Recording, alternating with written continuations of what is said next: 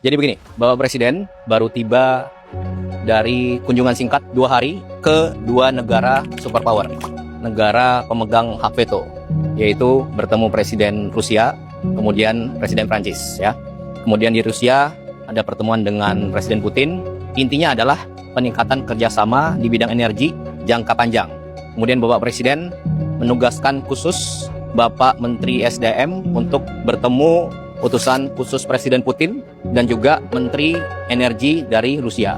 Nah, kemudian kami bergerak ke Prancis, kemudian beliau melaksanakan rapat dengan utusan khusus Presiden Putin dan Menteri, dan hasilnya beliau laporan kepada Bapak Presiden baru saja. Ya, untuk detailnya Pak Menteri SDM yang akan menjelaskan.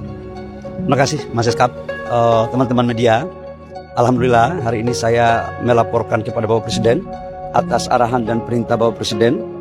Kemarin kami di Rusia untuk menindaklanjuti kesepakatan-kesepakatan antara pemimpin dari kedua negara. Hasil-hasil kesepakatan itu adalah menyangkut dengan kerjasama jangka panjang, khususnya di bidang energi. Kita tahu bahwa konsumsi daripada BBM kita satu hari itu 1,6 juta barel per day, dan lifting kita hanya kurang lebih sekitar 610.000 barel per day. Kita masih impor kurang lebih sekitar 1 juta barel per day. Di tengah kondisi global yang seperti ini, kita harus mampu mencari cadangan-cadangan minyak dari berbagai sumber. Tidak hanya di satu negara, tapi di hampir semua negara. Alhamdulillah kemarin atas arahan Bapak Presiden sudah saya bertemu dengan Menteri SDM dan utusan khusus daripada Presiden Putin, dan kabarnya Alhamdulillah cukup menggembirakan bahwa kita akan mendapat pasokan crude dari Rusia, dan juga dari pihak Rusia akan siap membangun beberapa infrastruktur yang penting dalam rangka meningkatkan cadangan dan ketahanan energi nasional kita. Pasti pertanyaan kemudian adalah, apakah dengan kita membeli crude dari Rusia, kemudian bagaimana perjanjian kita dengan negara lain termasuk dengan Amerika? Saya katakan bahwa kebutuhan crude kita setiap tahun itu kurang lebih sekitar 300 juta barel.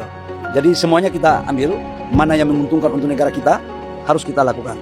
Yang jelas, pemerintah Indonesia selalu mengedepankan politik bebas aktif, dan dalam politik bebas aktif itu juga ada ekonomi bebas aktif. Jadi kita boleh belanja di mana saja selama kita komitmen dengan orang-orang atau negara-negara yang telah kita melakukan ajak kerjasama.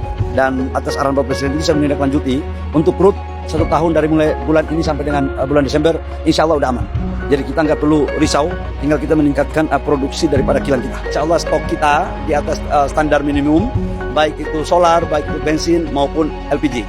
Insya Allah aman. Dan sekali lagi saya katakan bahwa kami sudah bersepakat atas arahan Bapak Presiden bahwa harga BBM untuk subsidi tidak akan dinaikkan sampai dengan akhir tahun. Ini kan tergantung dengan harga ICP, tapi kalau sampai dengan $100 itu sudah aman dalam APBN. Itu pertama yang saya sampaikan kepada teman-teman media. Yang kedua, saya juga tadi baru habis melapor kepada Bapak Presiden dalam rangka menindaklanjuti perintah Bapak Presiden terkait dengan penataan lahan-lahan di perizinan tambang di dalam kawasan hutan. Saya sudah melaporkan dan insya Allah hasilnya juga baik, dan sudah saya mendapatkan arahan teknis untuk segera saya akan melakukan eksekusi lebih lanjut. Terima kasih.